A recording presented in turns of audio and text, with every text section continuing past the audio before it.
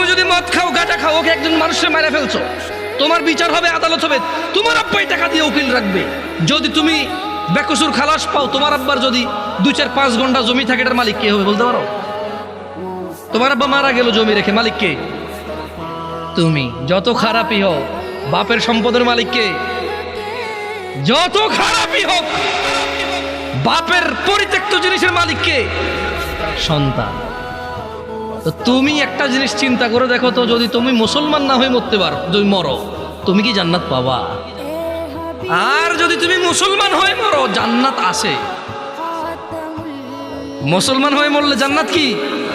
যেমন তোমার বাপ তোমাকে ঘরে জায়গা দিবে না বলে, তুমি জেঠার ঘরে চাচার ঘরে যে আধা ঘন্টা 1 ঘন্টা 2 ঘন্টা থাকো, নানার বাড়ি যদি 2 দিন বেড়াও, তোমার মা আয়সা দিয়ে যায়, খালা আয়সা দিয়ে যায়, থাক ওরে মারিয়েন না, আর করবে না।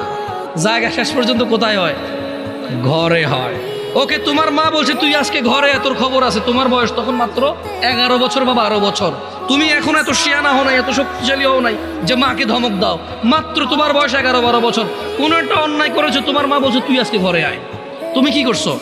এসার পর হয়ে গেছে, দোকানের সামনে ঘোরাঘুরি করতেছো। তোমার চাচা বলতেছে কিরে 8টা বাজে রাতে তুই আজকে এখনো ঘরে যাস নাই?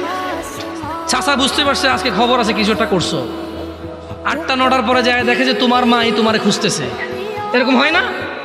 তোমার মাই তোমারে খুঁজতেছে যে আমগো আব্দুর রহিমের দেখছেন নিও কিল্লাই, আরে এত কছিলাম আজকে ঘরে এলাতে, ওলাটা তো আমার জীবনটা শেষ করে দিচ্ছে, এই সেই হ্যান তুমি যা যা করছো বলছো। বলার পরে তোমার মাই কিন্তু তোমার, যখন এখনকার কথা বলছি না, তোমার মায়ে তোমাকে চেরাগ নিয়ে চেরাগের যুগে খুঁজছে, হারিকেন নিয়ে হারিকেনের যুগে খুঁজছে। এখন মোবাইলের ফ্ল্যাশ লাইট দিয়ে তোমাকে খোঁজে তোমার মা, খোঁজে না? দেখছো, তোমার মায়ের সন্তান তুমি, অন্যায় করছো বলছে ঘরে জায়গা দিবে না, 2টা শলা দিয়ে বাড়িও দিছে, কিন্তু আবার মাই রান্না করে খাওয়াইছে, আবার মাই